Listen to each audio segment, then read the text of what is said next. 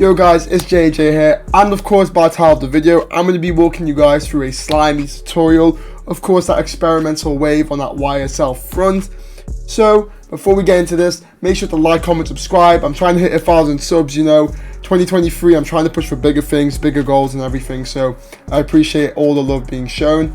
But without further ado, let's get into the video. So, first things first, I got myself a preset from Analog Lab 5. And of course, like we're making like a slime tutorial, we want to go for something nice experimental. So I got this preset called Creep. It's a nice little synth one. And as you can see from the pattern, this is what I've got laid out. Honestly, it's not that complicated, but I'll walk you guys through it. So essentially, it's a 2-bar looped over and over, but to break it down even further, the second section of the 2-bar is honestly the same part as the first 1-bar, as you can see, going between these two different type of minor chords, and then the last one being strummed out. As you can see from these two chords here, they are literally the same chords as the one below, but they are just taken an octave higher. And the reason I do this is because, first of all, we're trying to go for some nice experimental sounds, a nice little wave, and on top of that is we're using a lot of different frequencies. It's covering a big range, using some of the lower octaves, the higher octaves, and even higher than that.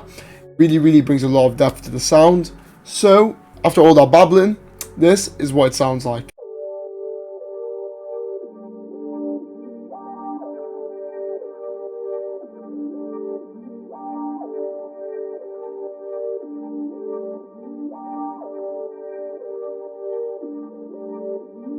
And there you have it. As you can hear, super nice, super wavy, exactly what we want for YSL.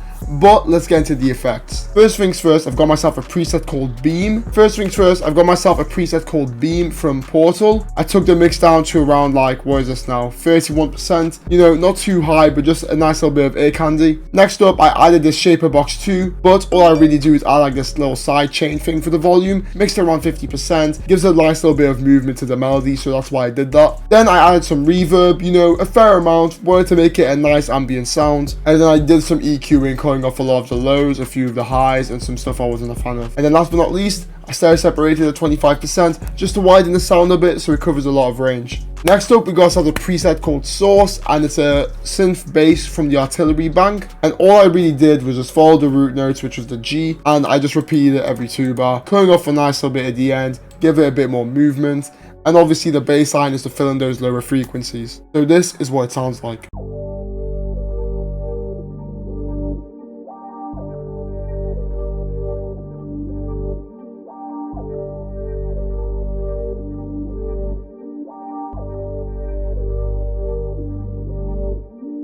And there we have it. Next up, again from Analog Lab 5, we got ourselves a preset called the Foggy Drive. And as you can see, all I did was create this nice little arpeggiated pattern, which follows the actual notes from the original chord progression, going from this kind of minor down to another one, bouncing between these notes that are in tension, giving it a nice little bit of a dark ambient vibe. As well as that, I went on a magnet tool and I went onto 1/6. So as you guys can see, this is how I get a nice little triplet kind of bounce for these things. And you'll hear it now, especially when it plays. So this is what the sound sounds like.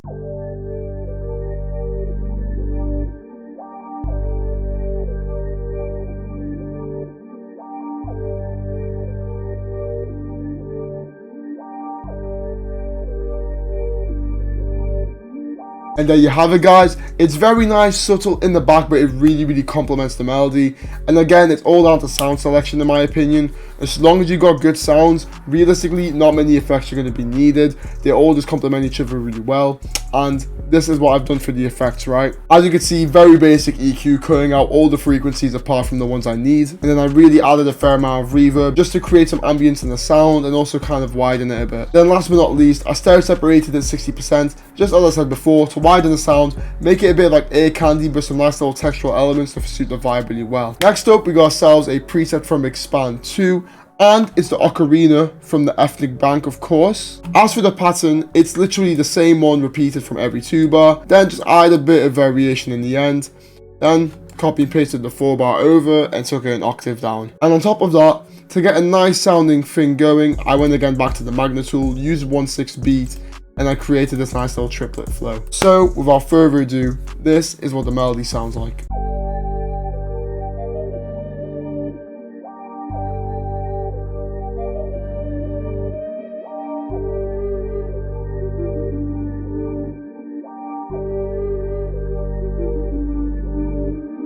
And there we have it. Of course the flute was needed because you know that YSL sound, you can't go wrong with it, sounding super dope and wavy. And without further ado, let me show you these effects. As you can see, got a nice little EQ cutting off unwanted frequencies, then the 3 limiter just to make sure the sound doesn't jump up too high, keeping it all around the same volume. And then last but not least, again some more reverb just to add to the ambience and really just create that nice YSL vibe. Now last but not least, to really finish off the melody, I added this preset from Piano V3 and it's called Salut Noir. And as you can see from the pattern, it's very simple, very basic. All I do is start off with a G, then take these notes in tension and then climb up to the top for a D. And all I did is really just copy and paste it over for the first 2 bar. And then for variation, I literally just made the pattern go back down to the A, using these notes that are in tension, again to add to the dark ambient experimental vibe of this YSL beat. And then last but not least, I click Alt R to randomize my velocities, making it sound more human and the piano sounds less robotic. So this is what the full melody sounds like.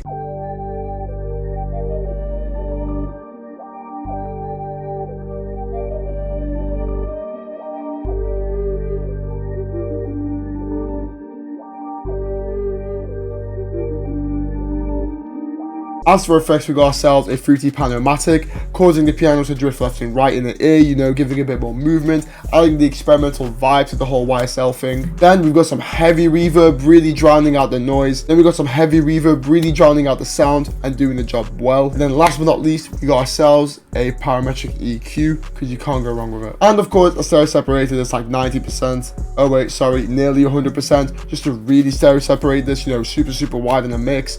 Not in your face, but it sounds amazing. For a bit of variation, once I rendered the whole sound out, I took it down 1 semitone, you know, because I thought the vibe suited much better. Last but not least, I rendered the whole thing out, took it down 1 semitone, so we went from a G minor down to an F sharp minor. And now, this is what the full final sample sounds like.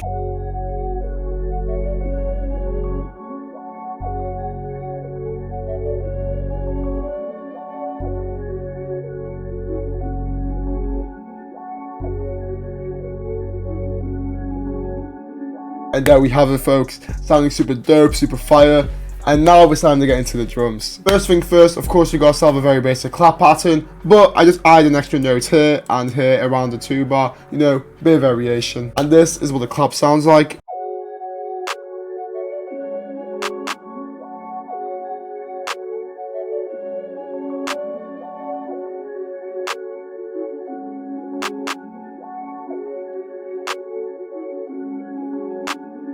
Next up, we got ourselves the hi-hat pattern, and by the looks of it, it may seem a bit complex, but honestly, I'll walk you through the process. It was much simpler when I actually made this. So, first things first, this is essentially a 4 bar looped over, so let's just focus on the 4 bar here. All I did was place the note down first, created a nice little roll, and then realistically, I went down to here, right click, scroll, get the paintbrush tool, and then as you hold shift, watch how all these notes just come into play like that. Simple as. Then the next thing I did was right click the velocity and then dragged it down, but not all the way, just so it's not too harsh to the ear and it also sounds quite bouncy. Then from here, kind of followed the same pattern as the first part, but shortened the roll down a bit, taking it up, messing with the pitch of course, added another roll, and essentially I really just copy and pasted this 2 bar over, but for a bit of variation, I just switched up the little finale part down here with another roll. Then got the full 4 bar, copy and pasted it over, bada bing, bada boom. But when I did all these rolls, bear in mind, I used the magnet tool on 1/3 step to give it a nice little YSL vibe, because I feel like the triplet theme with these guys really goes nice. So this is what the drums sound like now.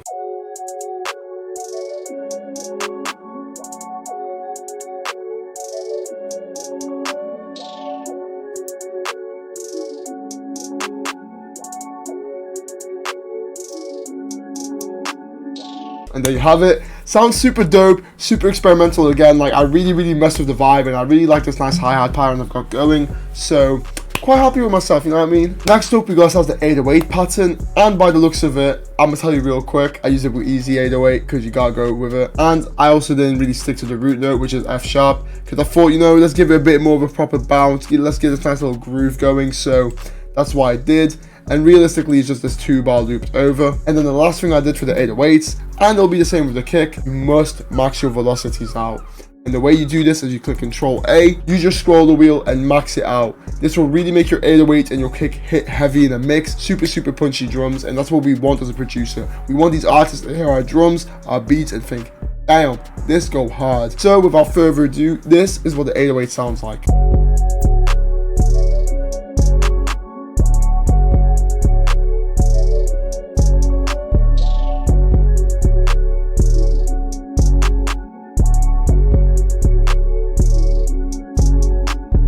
There you have it. Next up, real quick, we lined up the kick with the 808. Quite simple, straightforward. And again, of course, click Control A and use your scroller wheel to max the velocities. And now onto that open hat pattern.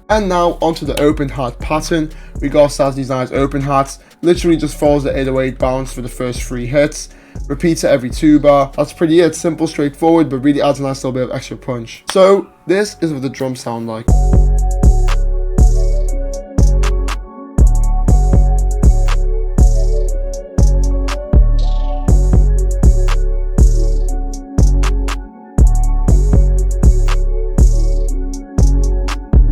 And now, last but not least, we got ourselves the snare. And from the pattern, you can see, quite simple, straightforward.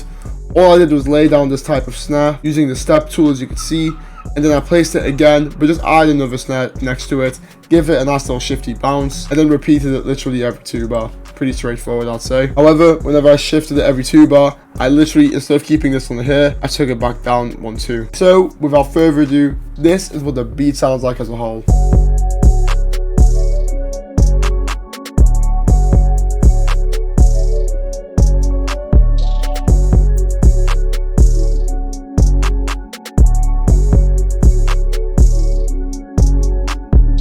And there you have it, guys. Now you've made it to the end of the video. Again, thanks for watching. I really hope you've enjoyed it. Make sure to like, comment, subscribe down below as per usual. And of course, have a great week. Take it easy. Peace.